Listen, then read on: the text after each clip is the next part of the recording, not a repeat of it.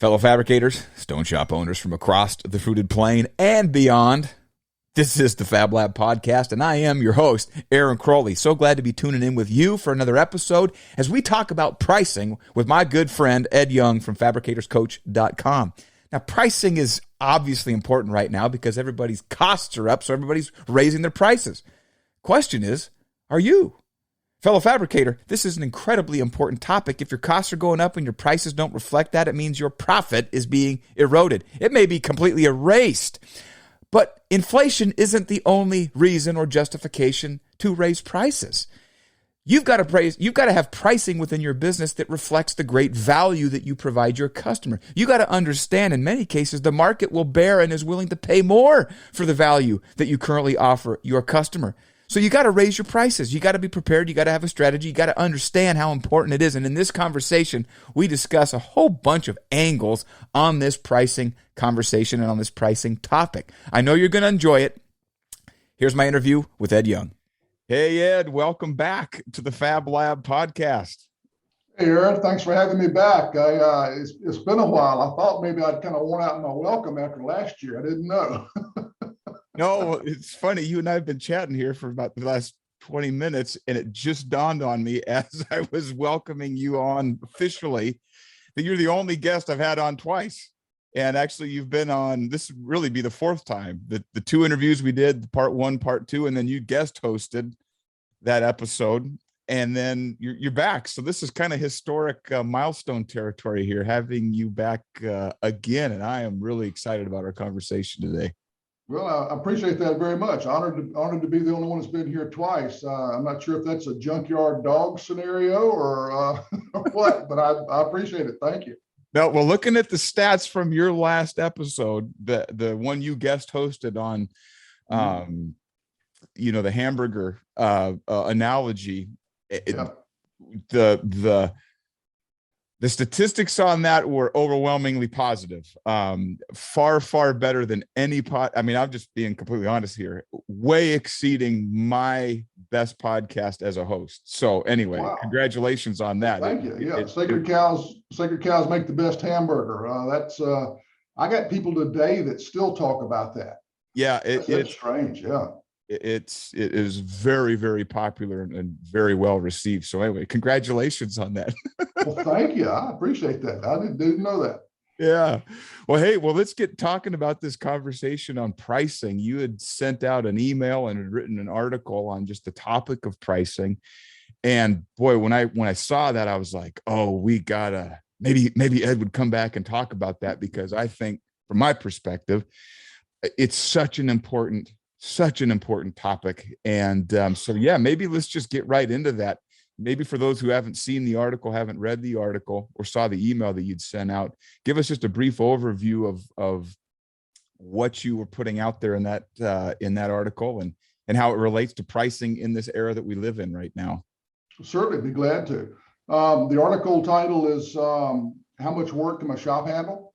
And it's all about the relationship between your shop capacity and your pricing formula. If you want to read the article, you can get it. It came out in May on Slippery Rock Gazette. There's also a copy on the blog tab of fabricatorcoach.com. And I think hopefully we'll put a link to that in the show notes. Yep. But, if you think about your shop, you've got a certain capacity. You can get a certain number of kitchens a day, a certain number of square feet a day, however you measure that. But you also need to think about what's the impact of the different kitchen configurations as they run through the shop. And the comparison that I use is, your regular kitchen that just has maybe an L and a rectangle, and you've got a freestanding stove and a undermount sink, and it's a really simple 3 cm quartz job, versus a kitchen that's got the same square footage, but it's got a raised bar top with a full height splash between the bar top and the countertop. And oh, by the way, it's made out of porcelain, so you've got a ton of miters and backing that you've got to use and all that. And the common response I get when I bring that up is people say, well, we add for that. We got that covered. And the challenge I made in the article was, well, think about your current financial structure for your business. And what if all you made was that raised bar top porcelain job? I mean, you wouldn't do that in real life, but if you want to check your pricing, say, okay, how many of those can I get through my shop in a day or in a week? What's that revenue going to look like? What's the profit look like that? What's my P&L going to look like if that's all I did for a week or for a month? That's a pretty good sanity check on your pricing. Because what I'm finding when I do some of this analysis for folks is that while we've got add-ons for trip charges, bump outs, all sorts of other stuff, we a lot of times aren't covering the real financial impact of those things. Meaning the pricing doesn't reflect the true cost of actually delivering. Well, not just the cost, but the impact on capacity. Because when you get that really complex job that comes through, it's consuming time you could spend making a lot more rectangles and L's. And so and it's not that you want to necessarily be in one market or the other, but recognizing how many of which type can you get through the shop in a day and which one's generating cash for you faster. Right. And it's that capacity mentality, I think, that's key. Which is limited to whatever your max capacity is. So if that more complex job that doesn't have enough revenue or dollars attached to it displaces one that does, you've kind of shot yourself in the foot and haven't priced it, you haven't priced it relative to the amount of work and the amount of capacity that it consumes or utilizes within the shop. Yeah, and there's some fairly simple metrics that you and I've talked about in the past, throughput, operating expense, your daily dollar demand, I think is the term that you use. All those metrics are really good metrics for measuring this kind of thing. And the article talks a little bit about that. But what happens is somebody says, well, okay, that raised countertop porcelain job is worth 1.5 of my regular jobs. You do the math, sometimes it's worth 2 or 3 of the other jobs in terms of how much capacity it consumes. And then, some of the, and it's not just, some of that's pricing. All right, how do you price the job? Some of it is, how do you run the job? I had a client that was really making a concerted effort to do a lot of porcelain work. And that's part of what I got thinking about with this article. And they were getting heavy into porcelain, probably 40% of their volume was porcelain. Wow. And they had a manual bridge saw cutting all their miters. And then, of course, hand fab and everything else. And, we ran the math and said, if you go out and buy a dedicated miter machine, here's the financial, it'll pay for itself in like 2 weeks. In their case, pretty good size shop, okay? But just the impact on how much capacity it freed up and how much more work they get through the shop. I mean, they were at the point they would only take 1 or 2 of those jobs a week, and they had much more demand than that. So they had to figure something out. So it's capacity, it's how you run your shop, it's how you price, it's pulling all those things together. So you make sure that you're making good money when you run these jobs through your shop, because if you don't, there's a consequence, right? Yeah. And you bring up something I hadn't even been thinking about, the daily dollar demand. There's the very common metric that a lot of stone shops will default to, which is, well, how many square feet are you doing? Or how many kitchens a week are you doing? Where those are necessary measurements. You do need to know that, and it's more reflective of the physical capacity of how many countertops can move through here. But if you fixate on that without the added dimension, how many dollars does that generate? Hey, great. We generated, more square feet than we ever have, but it was all porcelain and it took us 50% more time. So our overtime now just destroyed all the profit. And if you don't have that dollar as well, you're sort of flying blind as it relates to your pricing. And it's like, well, maybe in a practical sense, you've got a fabricator who's looking at this job. They're assessing how long it's going to take and what can we charge, or, that's one question, is what can we charge to get the job, which I think is kind of the wrong question to ask, but I think it's still a very common, because you got to get the work. Sure. But how many dollars is it going to contribute? And does that add up at the end of the week when you've got another L shape or a rectangle that's already ready to go, and it's going to generate a certain number of dollars in a certain number of hours? Asking that question is not only how much can we charge, but how much do we have to charge for those numbers to work out, so you can generate enough revenue to cover the costs and put money in your pocket, which is the main goal. When it's put money in your pocket, what are you doing? Why are you there, right? Right. Right. I'll have folks from time to time ask me, help come in and evaluate my pricing structure. I don't think I'm pricing things right. And it's because they have the mentality or the mindset that you talked about, square footage and market. And you can't ignore market reality. Mm-hmm. But I think it's really critical to understand, we already know intuitively that porcelain raised bar top job is going to take a lot more time than a regular rectangles. The question, and that's a good intuitive, and that intuition's right. But what I find is when you do the math, you get numbers, you get data, and now we can quantify that intuition and say it's a lot more. How much is a lot? Is it 1.5? Is it 1.8? Is it 2.5? And what I find a lot of times when I work with folks and we do this analysis, we find out, hey, wait a minute, this is a whole lot more impact than I realized. And it doesn't mean you stop doing that work. It means, okay, that's a factor in your business model, your business strategy. The client that I mentioned that with 40% of the business was porcelain, they wanted to do more. Well, it meant that in order to do that and make money at it, they had to change some of their equipment in their shop. And it meant they had to look at how they ran their business a different way. And it's just part of informing those decisions. So you're making good business decisions. It doesn't mean you quit doing that kind of work. Yeah. And, essentially, I guess one thing that comes to mind is how much do we have to charge for this to work? And then, there's this temptation or this fear, of because the market is reality. The market will bear a certain amount, and the client will tolerate a certain price based on the value you're going to provide for them. But there's this tension or this, I don't know if it's fear or if it's a whole bunch of motivations, but some folks are charging less than the market would bear. It's just like you should be theoretically charging the maximum that the market will bear. Yep. And then asking, if I do it at this rate or whatever this customer is willing to pay, you still have to ask the question, does it fit within the model of the business? Is the amount of work that I have to do to deliver this going to generate enough dollars to, make the money? If not, then, hey, from a business standpoint, you're better off passing on the job. And that's a tough one to do. It's tough to give up work when you need work. And quite frankly, over the next, 6, 12, 18 months, depending on what forecasts you subscribe to economically, a lot of people are going to be asking these same questions. And I think part of the challenge is, if you don't do this type of analysis, then when you get, you have your contractor who's been a good customer of yours for years and years comes in and says, look, you got to cut your price or I'm going to buy from somebody else.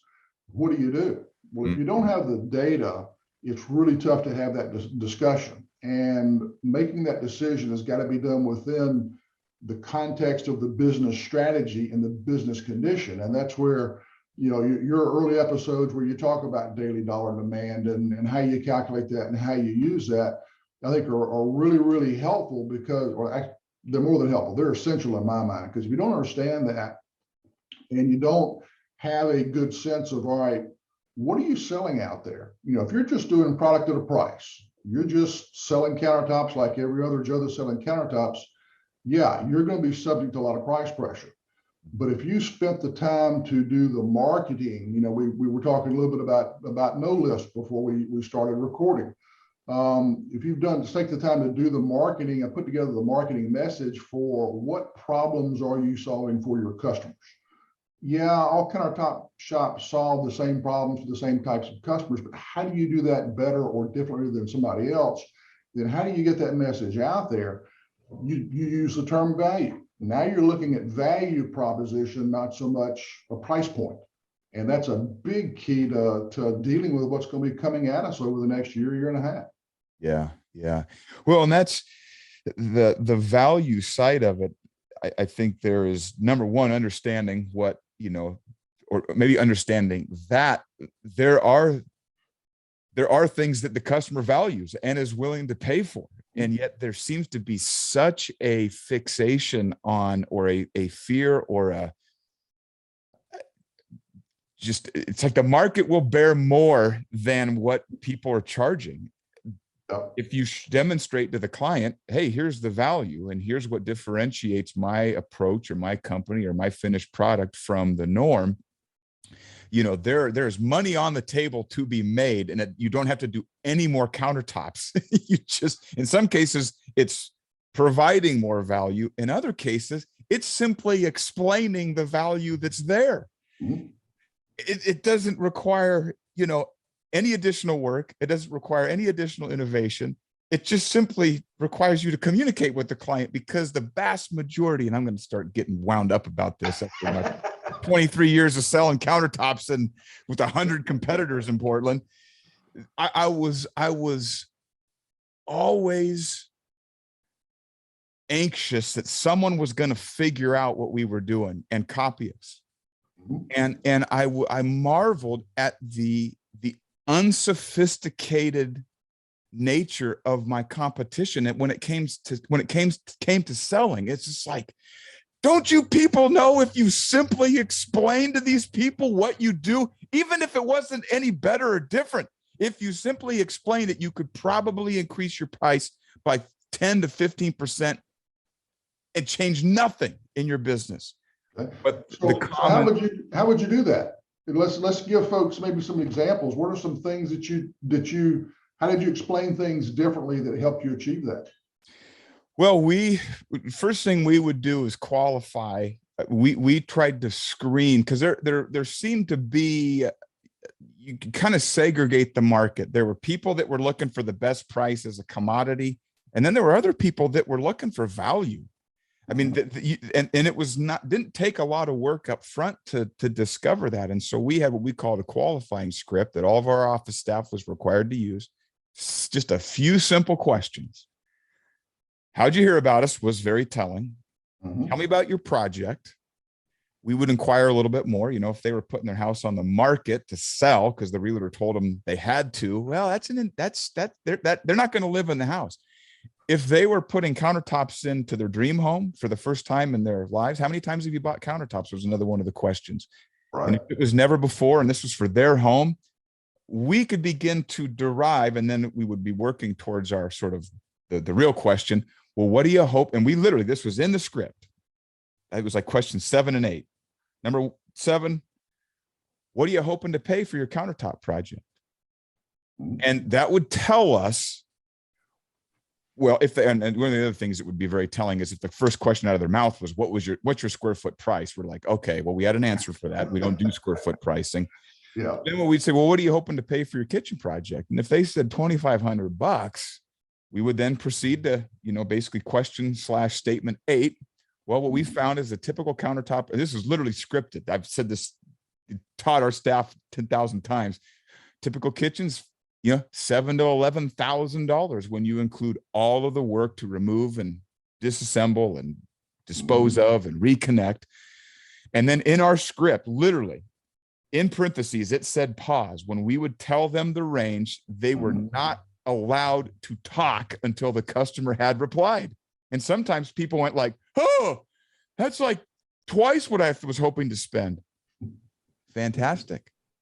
There's a lot of companies in Portland that can help you with that. We specialize in a very high level of service and convenience, blah, blah, blah, whatever the script was. So then people that essentially past that screen, now we knew we had a highly qualified client, and then our goal was to schedule an appointment. So then to answer your question, what we would do, we called the 8 standards of excellence.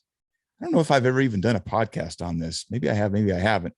But we basically had 8 unique differentiating parts of our business. And it wasn't, and this was what was so astonishing to me. It wasn't that nobody else in the marketplace did what we did.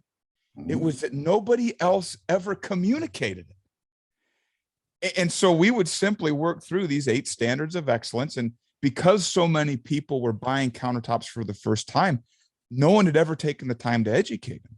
And so these 8 standards were just aspects about our business. We kind of built our business around that client, that countertop replacement scenario. And we would just very simply, it wasn't extensive, but we would just say, well, here's what we do. Here's what the industry norm is. Here's how we do it differently. Here's what the industry norm is. Here's how we do it differently. And we routinely charged 10, 15, 20% more than other quotes that they had gotten. And so that's how we did. And we were always pushing the limit. How do we, I had been in a business group with a guy that he owned a Renewal by Anderson window replacement company, huge, massively successful. This guy was an amazing sales guy. And they had a metric in their business where if their close rate rose above a certain threshold, I don't remember exactly what it was, they immediately raised their price, because they were always trying to be in this sweet spot of maximizing what the market would bear relative to the work so that they could maximize their profit. And we weren't nearly as technical or systematic in that, but that was still the goal, is to let's push the envelope to the furthest extent possible to see what the market will bear. And I was always surprised that we were always surprised what it would bear. Yep. When the conventional wisdom was, why are people charging $39 a square foot to do this when you can get 89 all day long? Why are you? Anyway, so that's I guess when the pricing question comes up, that's probably what's behind it, was just being mystified. And Portland might have been a unique market relative to other markets. But I guess that's what I would want to convey to the audience is even just by default. And sometimes you have to suspend your disbelief and defy conventional wisdom. And just, I'm telling you, the market will bear more than you think it will. Mm-hmm. But it's a risk. You've got to take that. Okay, well, how much? And well, that's there's anyway, so that would be my answer. That was a long-winded answer to the question. Well, it's a phenomenal answer because you hit all the key points. Okay. You're talking about, first, let's talk about the risk. There's some areas of the country I'm talking to where we're already starting to see a little bit of slowing. And I'm hearing about a few isolated layoffs here and there, different reasons. But a lot of areas of the country are still going strong. So while things are still strong, it's a great time to experiment with this. It's less risk. Okay. You wait till all of a sudden you've got excess capacity in your plant and you can't fill it, then it's a lot higher risk to have this conversation. So I think the risk is a great point. But if we kind of wind back a little bit, you put together a system, you had a script, you had a way of qualifying the customer. You didn't walk in and try to sell a product and push why you were great. You tried to understand where the customer was coming from. And you were able to do that because you knew what you had to offer that was similar to competition, but also some aspects were different. And we'll talk about some of the different aspects in a minute. But you started off listening to the customer and you spent some time educating the customer. One of the things I tell folks all the time is people change jobs more often than they buy countertops. They buy more houses, they buy more cars, and everybody, you can go anywhere on the internet and find out how to get a job, how to interview for a job, how to buy a car, how to buy, all that's out there. There's not much out there about what the countertop process is like. And what's the customer's role in making sure that they're going to be proud to show off this crown jewel in their kitchen at Thanksgiving or Christmas or when they have their next party on Saturday night or whatever. Yeah. And so, the shop that I ran was 95% B2B, business to business, only 5% retail, right before the recession. And we decided we made a conscious decision to go to a 50-50 mix. And so what a big part of our success was, we spent a lot of time doing just exactly what you're talking about. And we qualified the customer and we spent a lot of time educating the customer. In fact, we went so far, this was in the aughts, so the internet wasn't quite as ubiquitous and strong and spread as it is today.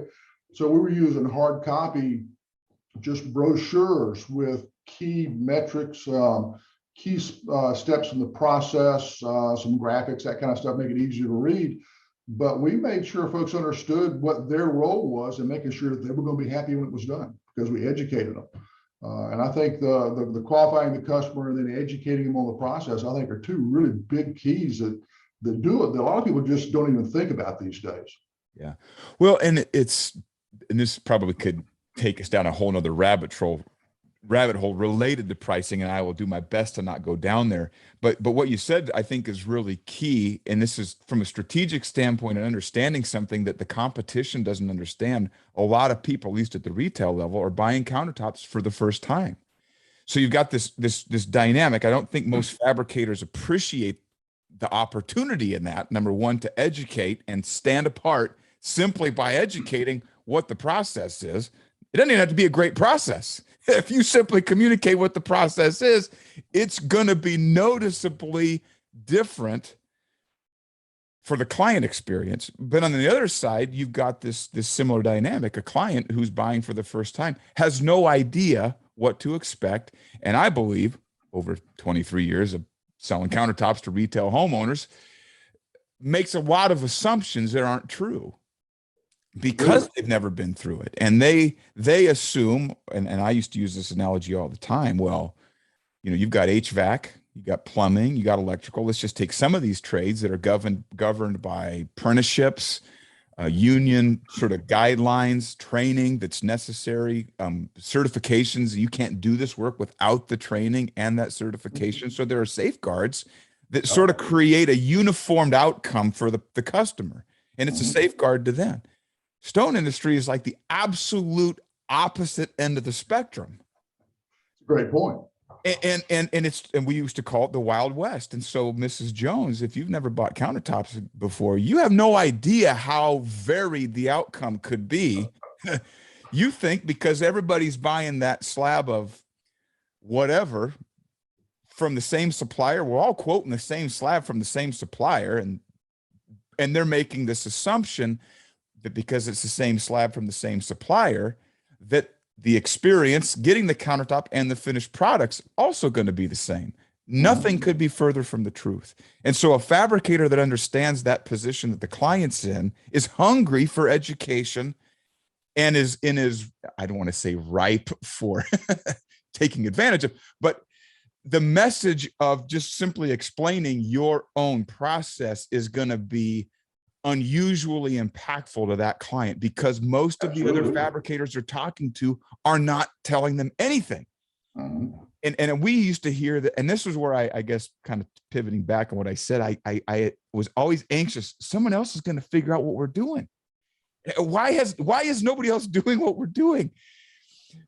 Because we would hear over and over and over again, we've talked to 3 other fabricators and nobody has told us anything.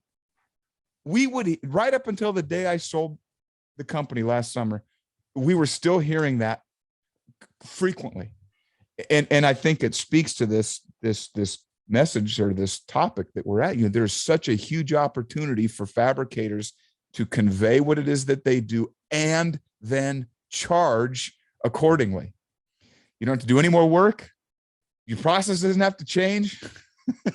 And you might be able to get, and here's the other interesting thing when you look at pricing. I was trying to explain this to a client the other day. Let's just assume you got a 10% profit. And I think that's actually a stretch for a lot of, it's just a tough business. Low margin, high risk, $39 a square foot, hard to generate a profit at that. So let's just assume you got a 10% profit. You may only have to make so let's just say that 10% profit is $10,000 a month as a baseline. You may only need to increase your price by 10%. You could double your profit with a very small and incremental price increase because it all goes to the bottom line. And the impact of pricing on the profit is so profound. Oh, absolutely. And that statement is true if you're already making a profit or at least break even. If you're losing money, then that's not true, but you're exactly right. If you're already past break even, absolutely that can happen. Yeah. So you don't have, it's not like this straight line carryover impact. You don't have to double what you're charging to double your profits. You may only need a 5 or 10% price increase to double your profits. Yep. And that's just looking at pricing. Think about the example of the company I was talking about that was doing like 40% plus of porcelain. And you look at, they can only do so many of those jobs a week because they're using a bridge saw for all their miters. And then they put in the miter machine and now they can do 4 or 5 times that a week. And then you start looking at, just by making that investment, one of the reasons that saw paid for itself in just a few weeks was that they were able, because they were already at break even, the additional volume they were able to get through the shop with no more people, just making that one investment, they were throwing a lot more volume through the shop. And so the throughput, the cash that those jobs generated was all going straight to the bottom line. And that's how you can change your process and get that. But then if you go back and you do that analysis, looking at how much cash each type of kitchen configuration generates, and then look at your market and say, okay, I know that this type of work generates cash for me faster than this other type of work. How can I go get some of the good stuff? And you can make just a small shift in your product mix, and you can start multiplying your profit if you can do that effectively. Easier said than done, but it's certainly, the potential is out there, and I've seen companies do a lot of that. Yeah. And then that reminds me of the converse of what I'm talking about. You might get the impression that we had this all figured out. And as I look back now, there was I took that too far in terms of that relationship between maximizing the volume and the capacity, where we would have been better served, I believe, to have had the contractor mix. We charged almost as much to our contractors as we did for our homeowners. And and I think this was a flawed approach. Looking back now, seeing how we manufacture at No Lift, it's a completely different manufacturing environment and has some different dynamics to it. So it's not a perfect correlation, but I see where I failed to take advantage of. We had all of our overhead covered by our retail business, and we could have charged less for that contractor business and got more of it, and taken advantage of what you just explained in terms of increasing the volume to leverage the overhead and the throughput. And I was too, I guess maybe I can understand. I just was at the other end of the spectrum. Other people are at, let's lower the price. I was at, let's make it as much as we can to our own, detriment. I think looking back that we, seeing those segments of the business more separately, and the value that other segment, the contractor business, could have provided in a higher volume, and I just was unwilling to lower the price. It's too stubborn. Well, you had something. Well, part of it is you had something that was working for you. Okay, I mean, the approach that you were taking was better than your competition. You were able to make good money doing what you did, and when it's easy to say that nothing succeeds like success, but success can also blind you to other opportunities. Yeah, and that's just a human trait. I mean, we're all human beings. We're not perfect, and so I think you did a lot of great things from what you've described. A lot of the things that I recommend to folks, and it's part of the challenge is if you've got somebody from outside looking in, coming in and saying, "Hey, are you sure that's the best way?" And we've talked about a couple different ways to look at metrics. There's even an additional way, which I don't want to get into the details of right now, but where you look at this throughput dollars per job, and if you look at install as kind of your ultimate bottleneck in the business, you can't put any more, you can't sell any more tops than you can install. Okay, right. And you start looking at the throughput dollars per install team hour, and compare that to how fast you burn cash. And when you start doing a sort of all your jobs and do that throughput dollars per hour metric, you get a classic Pareto curve. And what happens is you start understanding what causes that curve to be the way it is, and take things down on that skinny low dollars per hour part, and take that capacity and start to fill it with some of that higher dollars per hour. You're talking about multiplying profit. That's certainly there, to the extent you can make that shift, but you got to understand those dynamics. And so I think part of what we're talking about is, you and I talk a lot about working on your business versus working in your business. And if you're consumed by your business, fighting fires all day long, there's no way you can step back and start to make these kind of changes. You've got to carve out time to start working on your business so you can start taking advantage of some of these things we're talking about. Yeah, and I'll just make a plug for what you just explained, and to anybody that's listening that is in that scenario of being just super busy and maybe too busy. We talk about these concepts maybe a little bit more fluidly because we're so familiar with them, and maybe it's easier because we're just familiar. Someone who's maybe not quite as familiar might be thinking, okay, I think I get what you're talking about, but I'm so busy doing other things, I may not have time to invest in unraveling that myself on the side. And where the value of, coaching and the value of this consulting coming in and being, because it may just be a minor shift of the dial. Let's just tweak a couple of things in the business here, whether it's pricing, whether it's the customer, throughput, capacity. And all of a sudden, the whole financial dynamic changes. It doesn't require a wholesale, overhaul of the business. It's just getting a couple of these things dialed in. And so you see the impact on the business, and the impact on the profit makes whatever that coaching or consulting fee would be. It's like the best investment you could possibly make. It's such a small investment in terms of the impact long term, and then you annualize it and you go, what's the impact over the next 5 years? It's so huge. So anyway, I just am going to take the time to say, if you are intrigued by this, fellow fabricator, stone shop owner, this concept that there might be little things in the business that you could adjust, make sure that you reach out to Ed and have a conversation about this, because it may not be as out of reach as you think, and you can make some minor changes that could have major impact on the profits and the business itself, the health of the business, and the long-term viability of it. So this is gold. This is bread and butter gold. I love this conversation.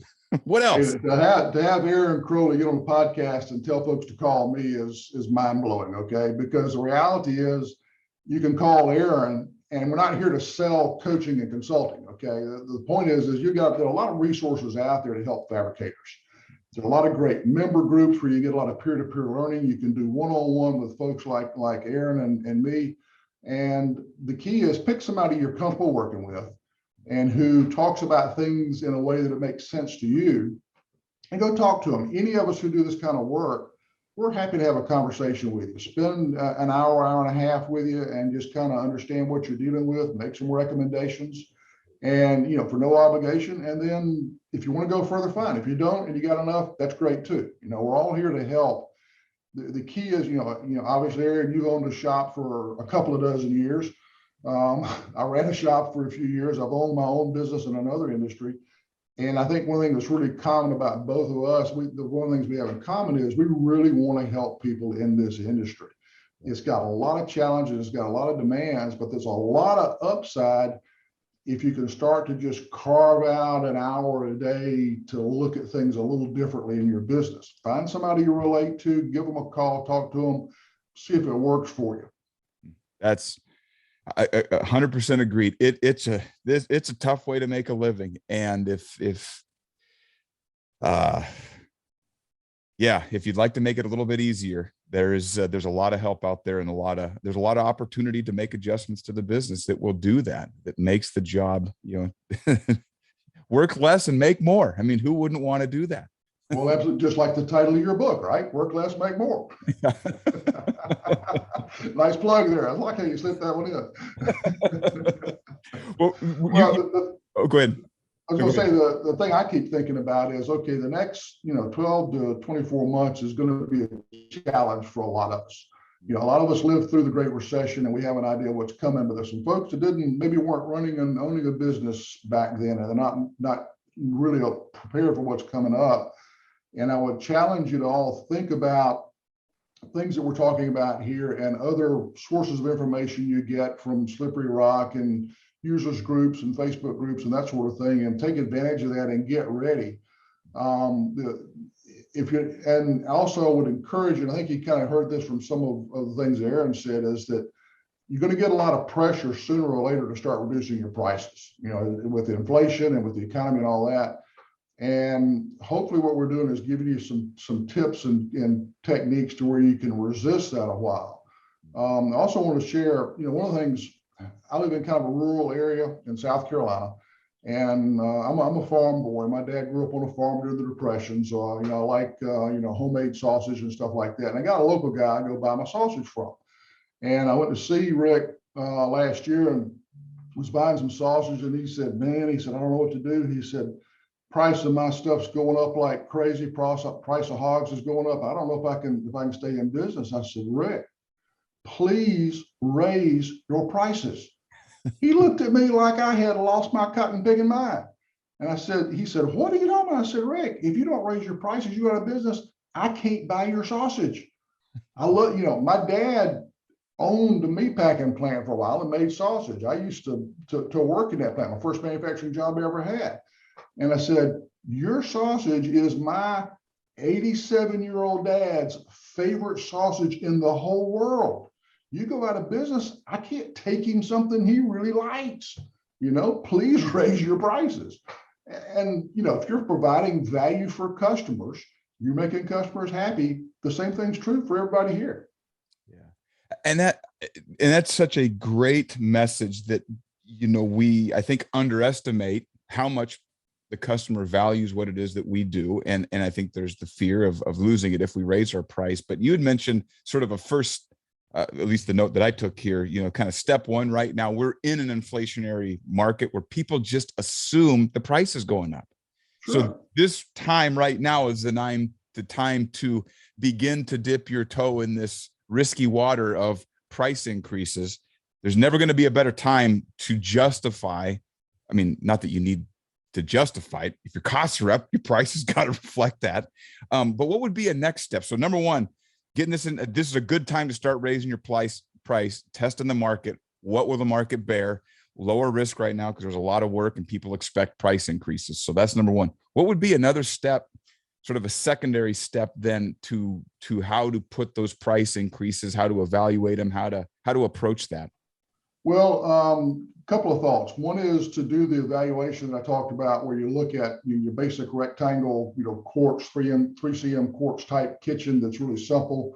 How much of that can you do in a day or in a week versus the raised bar top, porcelain type work, and do the analysis that we talked about earlier. But I think along with that, I think take a page from your script, your actual sales script, and how you qualify a customer, and start to change your mindset for how you approach prospective customers. I think that will buy you a lot long term. What the analysis I talk about helps quantify the intuition that you already got, which helps you make good decisions. But a great tool that you threw out there was that whole sales script and how you walk through that. And knowing what you offer, how you do things a little bit differently than your competition.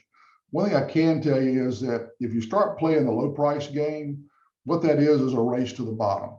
And you know what the reward is for getting to the bottom first?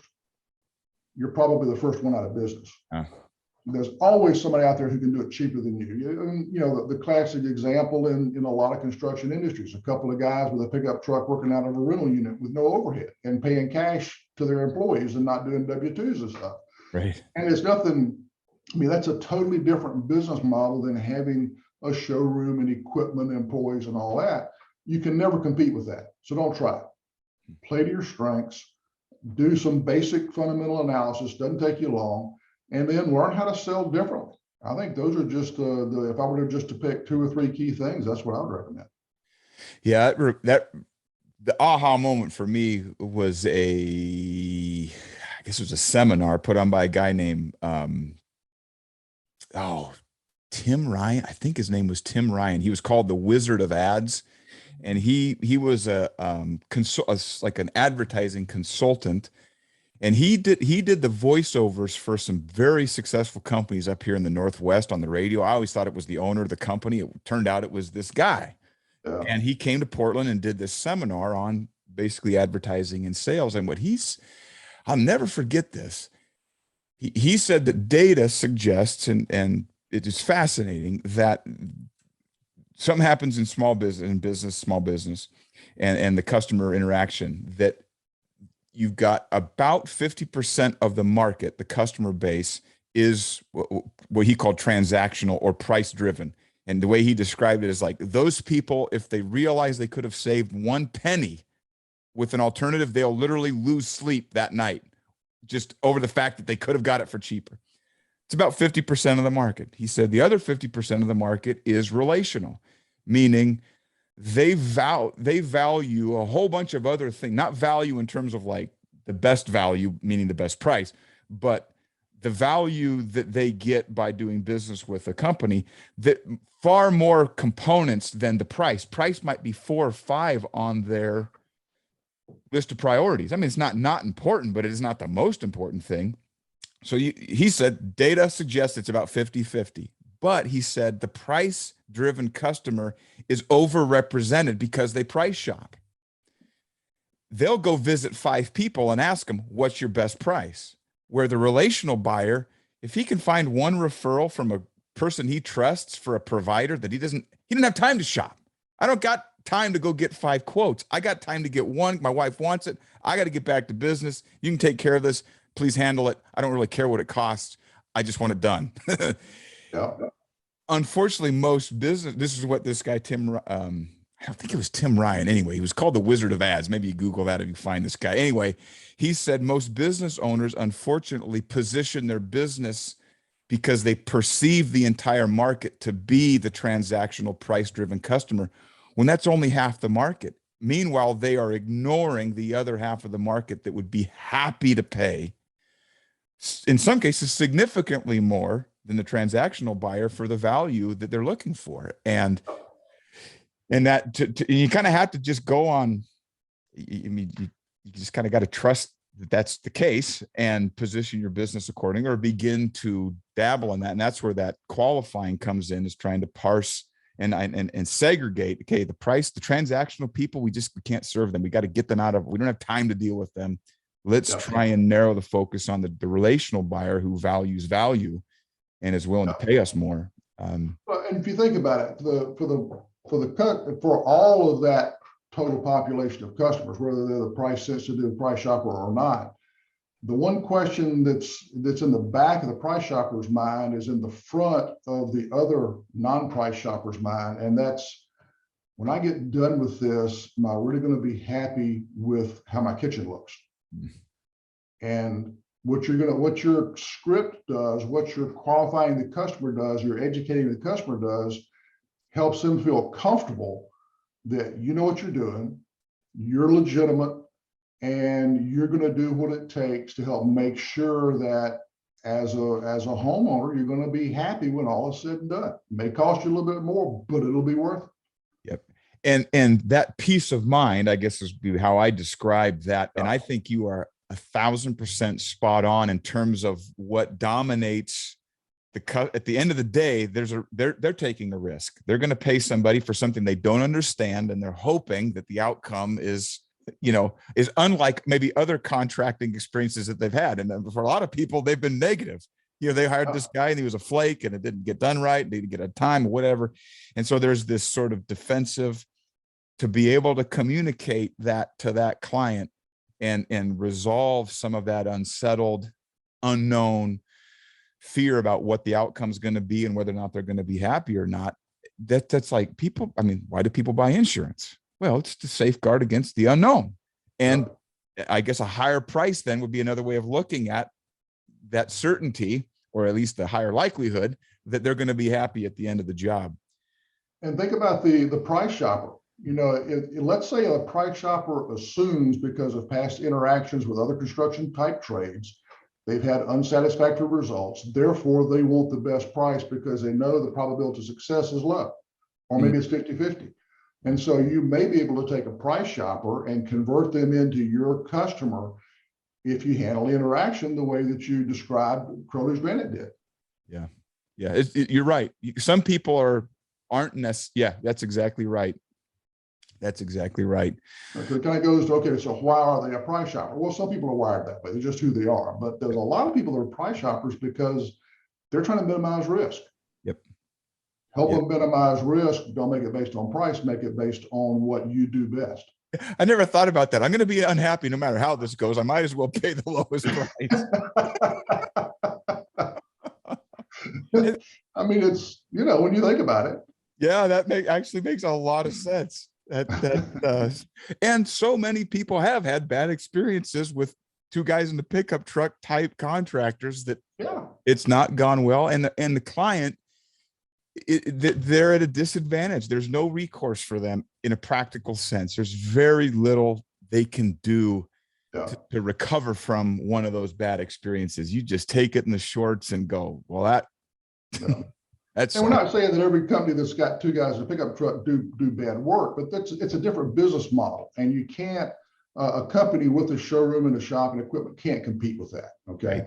And yeah, there've been a lot of experiences where some folks like that have not done good work, but we're not saying that those guys are necessarily doing subpar work. It's just a different business model.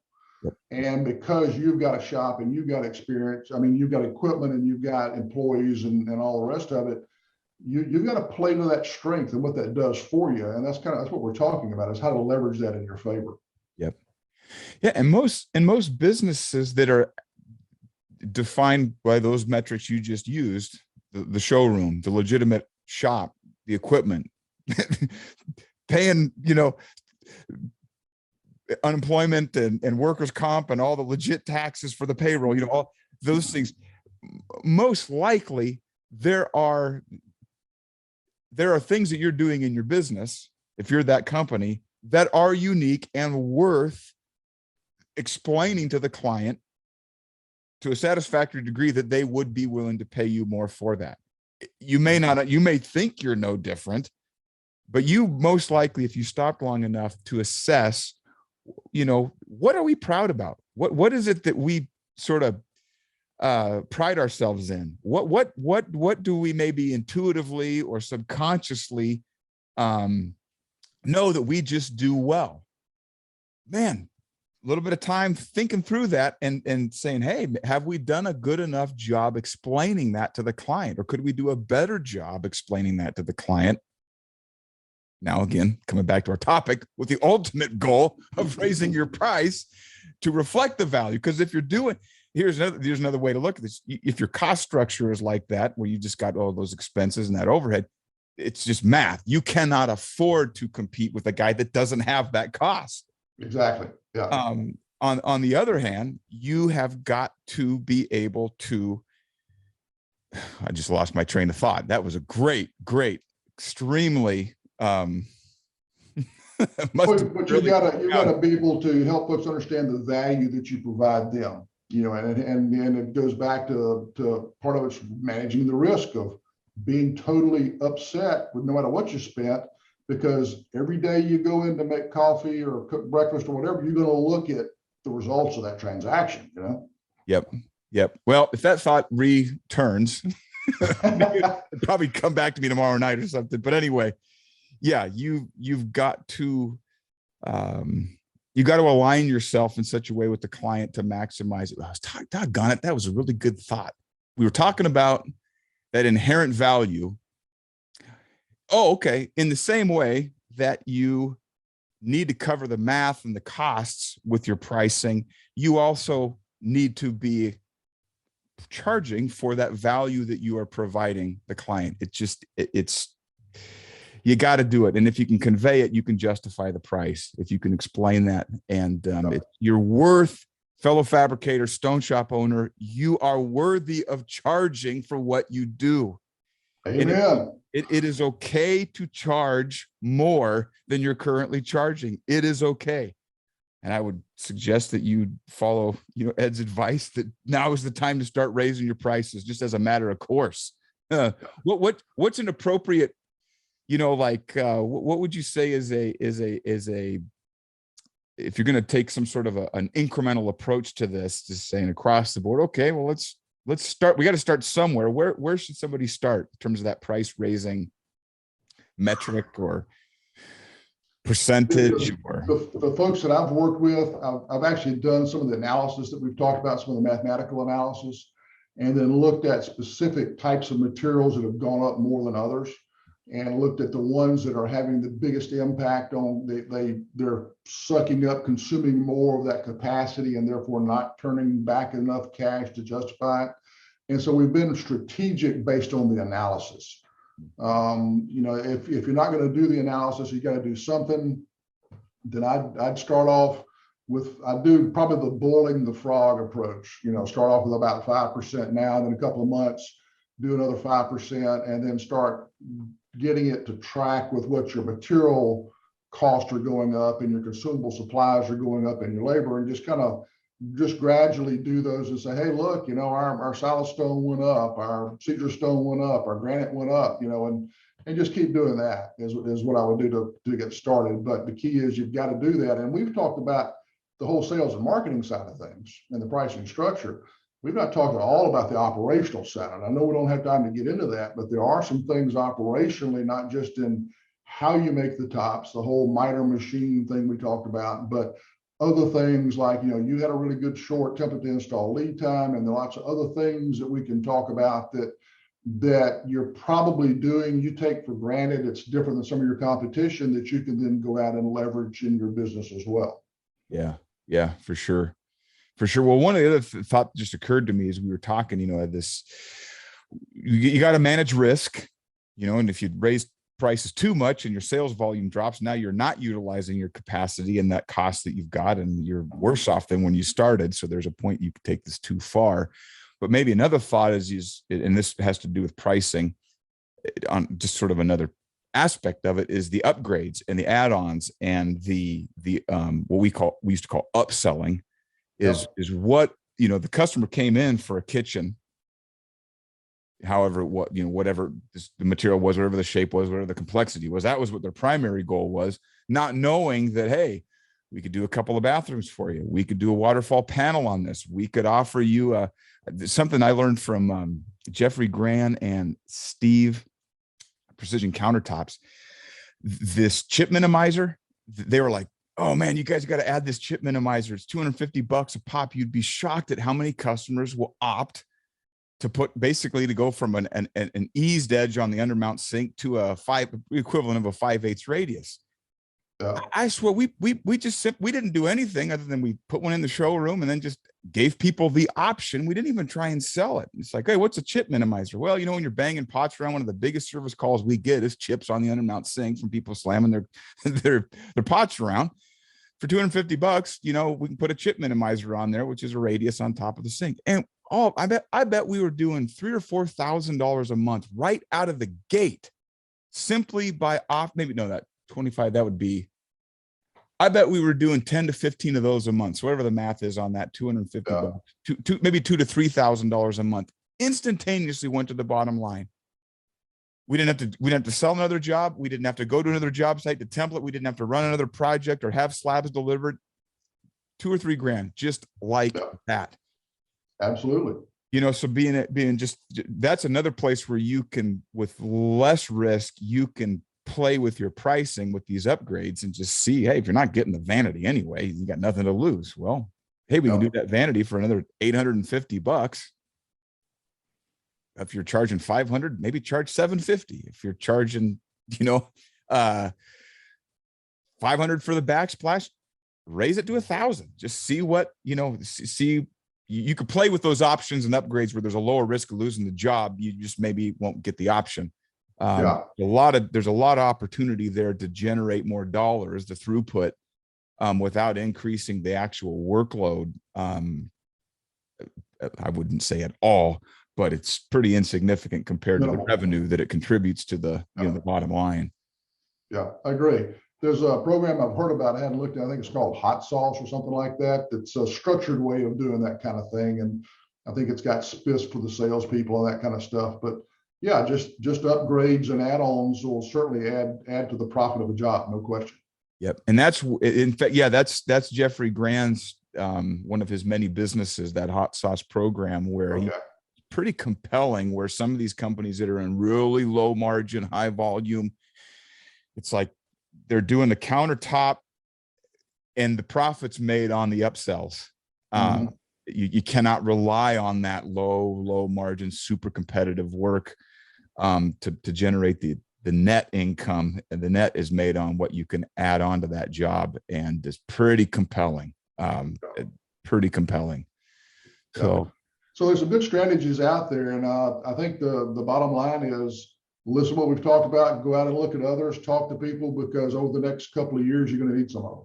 Yeah, for sure. And like you had alluded to, we'll go ahead and put that article that you had mentioned We'll also put your website into the show notes here. So fellow fabricator, if you want to reach out to Ed, just go to the show notes. There'll be some links to this article and links to his website. You can reach out to him and continue, or maybe for some of you, maybe it's to begin a real conversation, but for others, maybe it's to continue this conversation to see how this can positively impact your business so that you can work less and make more. I mean, wouldn't that be nice? Hey, that's what it's all about, man. Work smart, not hard. That's right. Well, hey, Ed, thank you so much for coming on the Fab Lab podcast. What a treat. What a privilege. And as always, I thoroughly enjoyed the conversation, and I hope we can do it again sometime.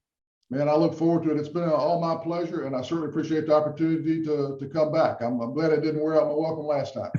Not even close. Hey, take care, Ed. Thanks a lot, Aaron. Yep. Bye-bye. Bye.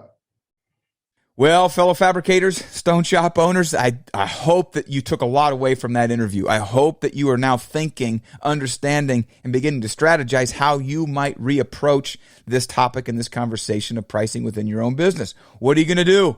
When are you going to do it? That's the question. You got to raise your prices. You ought to be charging as much as you can possibly charge. You ought to be charging as much as the market will possibly bear for the work that you're doing, for the risks that you're taking, for the expertise you have gained and acquired over the decades. Fellow fabricator, you need to be charging as much as you possibly can for the work that you do so that your business is profitable and so that you're successful. So make sure you check out the show notes. You can read Ed's article. It's linked down below. You can visit his website. It's linked down below. You can also check out the sponsor of the Fab Lab podcast, noliftsystem.com. Until next week, happy fabricating.